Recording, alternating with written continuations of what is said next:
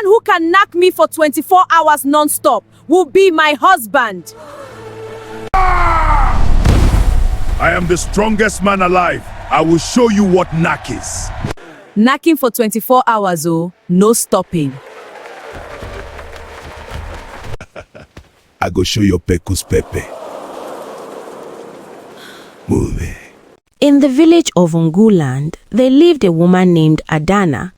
She was famous for two things: her stunning beauty that made men stumble over their words, and her sharp tongue that cut through foolishness like a machete. One market day, Adana climbed onto a wooden platform in the village square and declared loudly, "Any man who can last with me in bed for one full day and night without stopping will become my husband." The entire market froze. Village women gasped. What kind of shameless talk is this? Young girls whispered, "She wants to sleep with every man before choosing." Others complained, "If she takes all the strong men, who will we marry?" The news spread like wildfire. When the men heard it, they became excited. Their chests swelled with pride. Okezi the blacksmith beat his chest. "One day, I bound iron from sunrise to sunset. This is easy. I will last 2 days." Namdi the farmer grinned. "Muscle means nothing. It's about rhythm and skill. With my 20 years of experience, she will beg me to marry her." Tochukwu the rider boasted to his friends, "I ride my Okada for 18 hours daily. My waist is made of steel. One day is child's play." The elders frowned deeply. This generation has gone mad. What nonsense is this? But Adana sat outside her compound, calm as still water, waiting.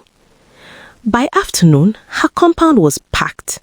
Old women pretended to shell melon seeds while listening to every word.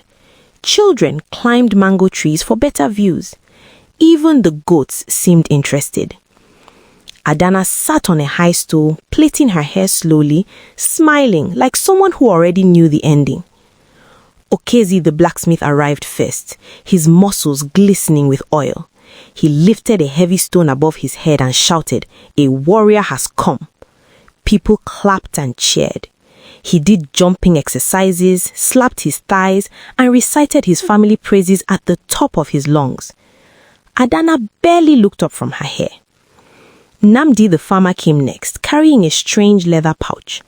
"Preparation is key," he announced wisely.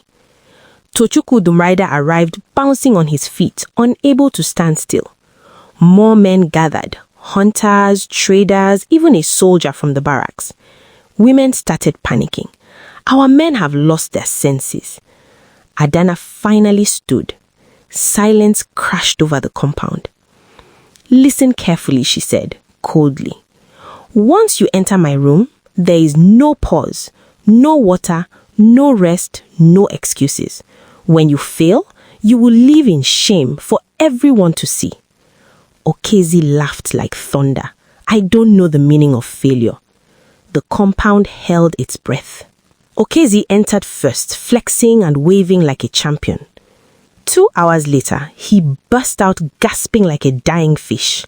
"Ah! My heart! Water! My chest is on fire!" He collapsed. People poured water on him.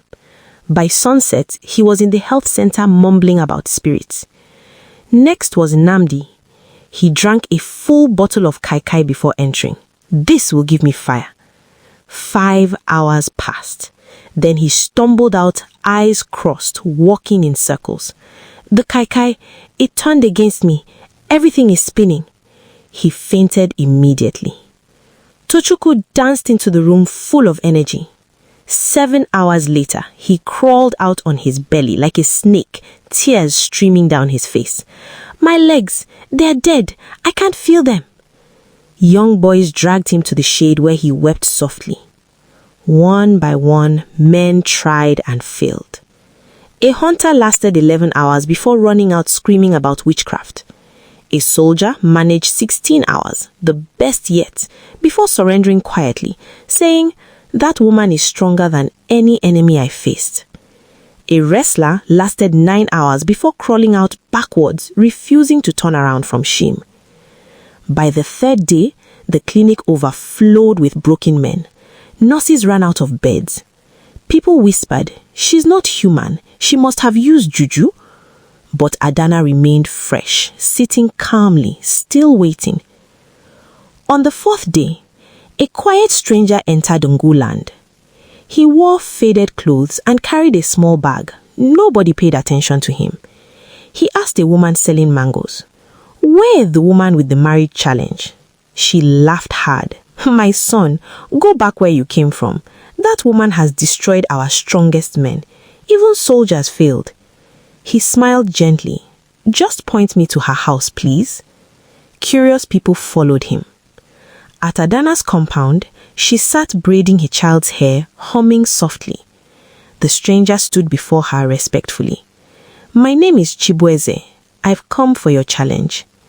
Adana studied his face carefully, his eyes, not his body. "You know what happened to the others?" she asked. "Yes. They failed because they came with Igbo instead of wisdom." Adana's eyebrows lifted slightly. This one was different. "Enter," she said, simply.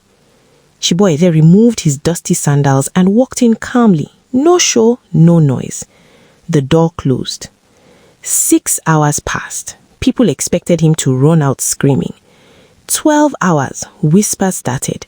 He's still inside? 18 hours, the whole village gathered. Nobody could believe it. 24 hours, the sun rose again. The door opened. Chibu walked out slowly, tired but standing. His eyes were clear. The village stood in shocked silence. Adana appeared at the door, tears running down her face. "You succeeded," she whispered. "Yes," he said simply. "How?" someone shouted. "How did you do what our strongest men couldn't?" Chibu turned to the crowd, his voice steady. "I didn't come to prove strength. I came because I understand discipline. All those men rushed because of pride. I paced myself. I controlled my mind when my body wanted to quit. That is the difference." Adana nodded, crying with relief. Finally, I wasn't looking for muscles or boasting. I wanted patience, self-control, and honesty. Someone who knows himself. People asked, "Who are you?" Chibu said, "I'm a potter. I carry loads across long distances for days. I've learned to endure without rushing, to pace, not race." The eldest man stood and struck his walking stick 3 times. "This challenge is finished. The marriage is approved." The village exploded in celebration. That evening, Unguland became a festival. Drums thundered, 10 goats were slaughtered. Women cooked mountains of rice and soup. Palm wine flowed endlessly. The traditional marriage was arranged immediately. When asked why he tried, Chibu said, "I came because I knew myself, not to prove myself." The wedding lasted 4 days. On the final day, Adana entered Chibueze's house as his wife, head held high. Life returned to normal in Unguland, but everything had changed. Men stopped boasting about their strength. Women chose partners more carefully. Young boys learned that discipline beats muscle. Adana became respected, not for defeating men, but for knowing her worth. When people asked Chibueze about marriage, he smiled and said, "Real strength isn't loud, it's controlled. It's knowing yourself completely." The end. If you enjoyed this story, please don't forget to subscribe to this channel, like this video, and share it with your friends and family who need to hear this powerful message. Comment down below and tell us your thoughts about Adana and Chibueze's story. Where are you watching from? We really would love to know that. Also, what did you learn from this story? Did it change how you think about strength and relationships? Until next time, stay blessed, stay wise, and remember, true strength comes from discipline, not from pride. Goodbye.